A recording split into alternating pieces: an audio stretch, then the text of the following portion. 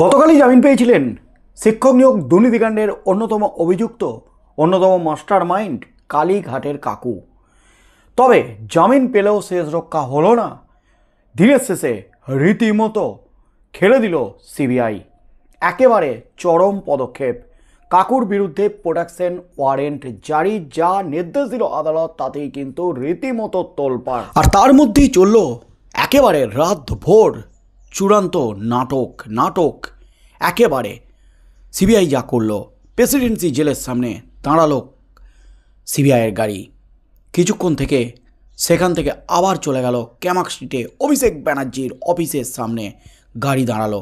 একেবারে তোলপাড় কাণ্ড। সিবিআই যা করলো তাতেই কিন্তু রীতিমতো জল্পনা উস্কে গেল গোটা রাজ্য জুড়ে। যা হতে চলেছে এবার তাতেই কিন্তু তোলপাড়। কালীঘাটের কাকু, শিক্ষক নিয়োগ দুর্নীতিকাণ্ডের অন্যতম অভিযুক্ত কালীঘাটের কাকু। আর এই কালীঘাটের কাকু সূত্র ধরে নাম উঠে এসেছে অভিষেক ব্যানার্জির সংস্থা লিপস অ্যান্ড বাউন্সের। ইডির যে পঞ্চম সাপ্লিমেন্টারি চার্জশিট, সেখানেও কিন্তু লিপস অ্যান্ড বাউন্সের নাম সবার প্রথমে। আর তাতেই কিন্তু একেবারে ঘুরে গেছে মোড়। শিক্ষক নিয়োগ দুর্নীতিকাণ্ডে অভিষেক ব্যানার্জির সংস্থা লিপস অ্যান্ড বাউন্সের নাম আসতেই কিন্তু রাজ্য রাজনীতিতে রীতিমতো তোলপাড় শুরু হয়েছে। তবে কালীঘাটের কাকু একেবারে পাল্টা চালে সিবিআইকে ঘোল খাওয়ানোর চেষ্টা করেছে। কালীঘাটের কাকুকে বারবার আদালত হাজির থাকার নির্দেশ দিলেও তিনি কিন্তু অসুস্থতার ভান করে ফের চলে গেছেন হাসপাতালে।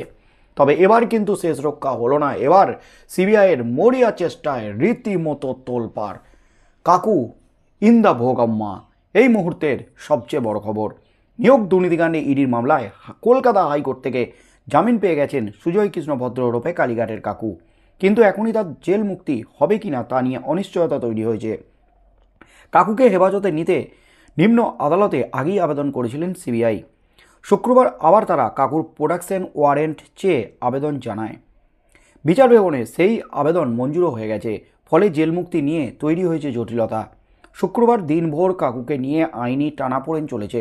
তাকে হেফাজতে পেতে কার্যত মরিয়া সিবিআই। তবে শুক্রবার কাকুর জেল থেকে না বেরোনোর সম্ভাবনাই কিন্তু বেশি ছিল, কারণ সিবিআই কিন্তু একেবারে খেলা ঘুরিয়ে দিয়েছে। এর আগে নিয়োগ সংক্রান্ত অন্য মামলায় চন্দন মণ্ডল নামের এক ব্যক্তিকে গ্রেপ্তার করেছিল সিবিআই। তিনি সিবিআইয়ের মামলায় সম্প্রতি জামিন পান, কিন্তু জেল মুক্তির প্রক্রিয়া চলাকালীনই আদালতে চন্দনের হেফাজত চেয়ে আবেদন করে ইডি।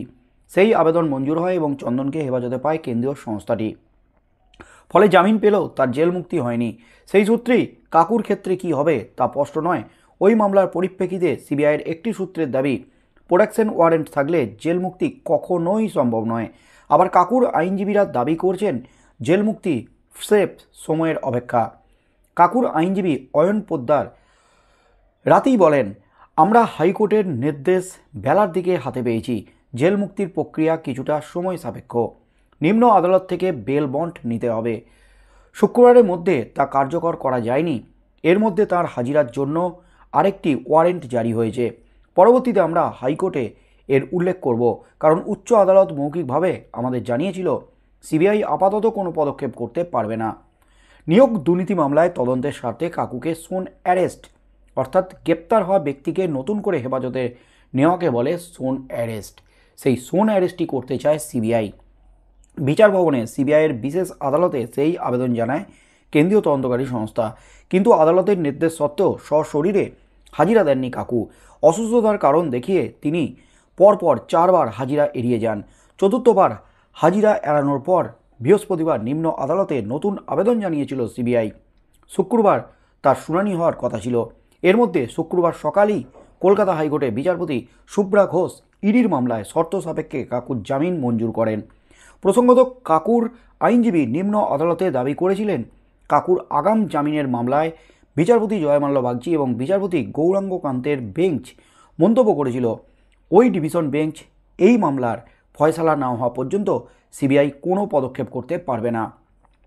সিবিআইয়ের হাতে গ্রেপ্তার হতে পারেন এমন আশঙ্কা করে আগাম জামিনের আবেদন নিয়ে কলকাতা হাইকোর্টের দ্বারস্থ হয়েছিলেন কাকু। পৃথক বেঞ্চে সেই মামলা এখনও বিচারাধীন। তার মধ্যেই সিবিআইয়ের প্রোটেকশন ওয়ারেন্টের আবেদন মঞ্জুর করে নিম্ন আদালত। কাকুকে আগামী 9 ডিসেম্বর পর্যন্ত হাজিরার নির্দেশ দেওয়া হয়েছে। সেই সংক্রান্ত নির্দেশিকা পাঠিয়ে দেওয়া হয়েছে প্রেসিডেন্সি জেলেও। এখন প্রশ্ন, ইডির মামলায় জামিন পেয়ে যাওয়ায় কি কাকু জেল থেকে বেরিয়ে যাবেন এবং তারপর 9 তারিখে আদালতে সশরীরে হাজিরা দেবেন, নাকি প্রোডাকশন ওয়ারেন্ট মঞ্জুর হওয়ায় 9 তারিখ পর্যন্ত তাঁকে প্রেসিডেন্সি জেলেই থাকতে হবে? গতকাল রাত পর্যন্ত এর উত্তর কিন্তু মেলেনি। হাইকোর্ট থেকে জামিন মঞ্জুর হওয়ার পর শুক্রবার বেলা 12টা নাগাদ বিচার ভবনে পৌঁছান কাকুর আইনজীবীরা। সিবিআইয়ের প্রোডাকশন ওয়ারেন্টের আবেদনের উপর স্থগিতাদেশ চান তারা। তাদের যুক্তি, এই সংক্রান্ত মামলা উচ্চ আদালতে পৃথক বেঞ্চে বিচারাধীন, তাই নিম্ন আদালতে এই সংক্রান্ত শুনানি হতে পারে না।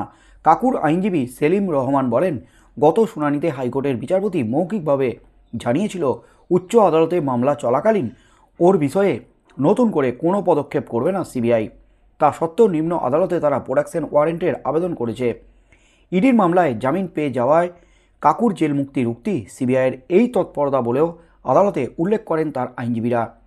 তাদের বক্তব্যের পরিপ্রেক্ষিতে বিচার ভবনে বিচারক জানান, প্রথমবার কাকুর প্রোডাকশন ওয়ারেন্ট মঞ্জুর করার সময়ই তাকে সশরীরে হাজির করানোর প্রয়োজনীয়তা বিবেচনা করেছিল আদালত। প্রয়োজন রয়েছে বলেই হাজিরার নির্দেশ দেওয়া হয়েছে। হাইকোর্টের বিচারপতির মৌখিক কোনো পর্যবেক্ষণ সম্পর্কে নিম্ন আদালত অবহিত নয়, কারণ মৌখিক কোনো নির্দেশের কোনো গুরুত্ব নেই। লিখিত নির্দেশ ছাড়া মৌখিক নির্দেশের কোনো গুরুত্ব নেই, স্পষ্ট বুঝিয়ে দিলেন বিচার ভবনের বিচারক। ফলে 9 তারিখ কাকুর হাজিরার নির্দেশেই বহাল ডাকে বিচার ভবন।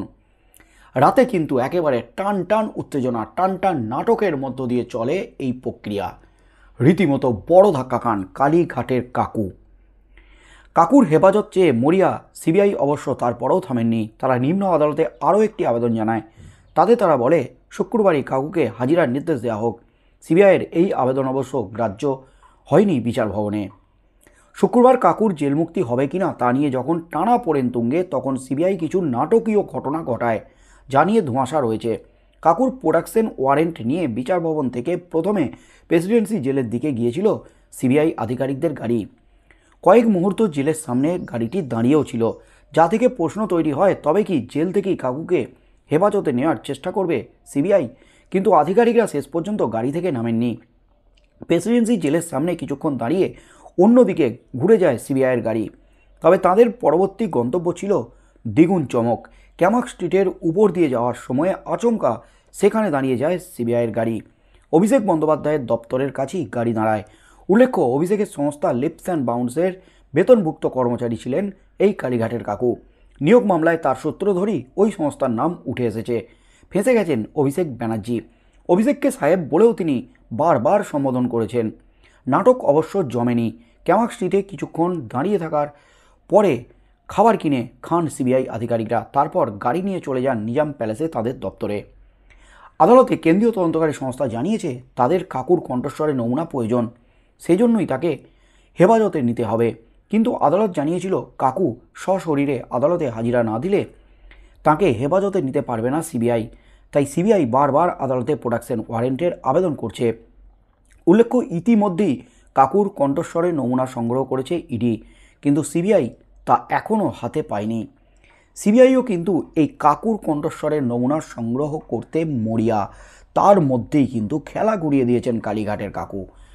কলকাতা হাইকোর্ট থেকে জামিন পেয়ে গেছেন কালীঘাটের কাকু, কিন্তু সিবিআই মরিয়া। নিম্ন আদালতে কলকাতার বিচার ভবনে কালীঘাটের কাকুর বিরুদ্ধে প্রোডাকশন ওয়ারেন্ট জারি করেছেন বিচারক। সেই প্রোডাকশন ওয়ারেন্টের স্থগিতাদেশ চেয়ে কাকুর আইনজীবীরা ছুটেছিলেন বিচার ভবনে, কিন্তু বিচারক স্পষ্ট বলেছেন, যেহেতু প্রথম শুনানিতেই হাজিরার নির্দেশ দেওয়া হয়েছিল এবং কালীঘাটের কাকু হাজিরা দেননি, আদালতের নির্দেশকে কার্যত বুড়ো আঙুল দেখিয়েছেন, তাই স্থগিতাদেশ দেওয়া যাবে না। 9 ডিসেম্বর কাকুকে হাজির থাকতেই হবে। একেবারে চরম নির্দেশ। এই মুহূর্তে তৈরি হয়েছে জটিলতা এবং টান টান নাটক সিবিআইয়ের একেবারে, কারণ প্রেসিডেন্সি জেলের সামনে যায় সিবিআইয়ের গাড়ি। এদিকে সেখান থেকে ফিরে আবার ক্যামাক স্ট্রিটে অভিষেক বন্দ্যোপাধ্যায়ের অফিসের সামনে দাঁড়ায় সিবিআইয়ের গাড়ি। তাতেই কিন্তু খেলা একেবারে জমে যায়। রাতভর টান টান নাটক। কি হতে চলেছে কালীঘাটের কাকুকে নিয়ে, কি পদক্ষেপ নিতে চলেছে সিবিআই? আজকের দিনটা কিন্তু খুব ভাইটাল। আজকে কি কালীঘাটের কাকুকে ঘাট ধরে সিবিআই হেফাজতে নেবে, নাকি জেল থেকে বেরিয়ে পড়বেন কালীঘাটের কাকু?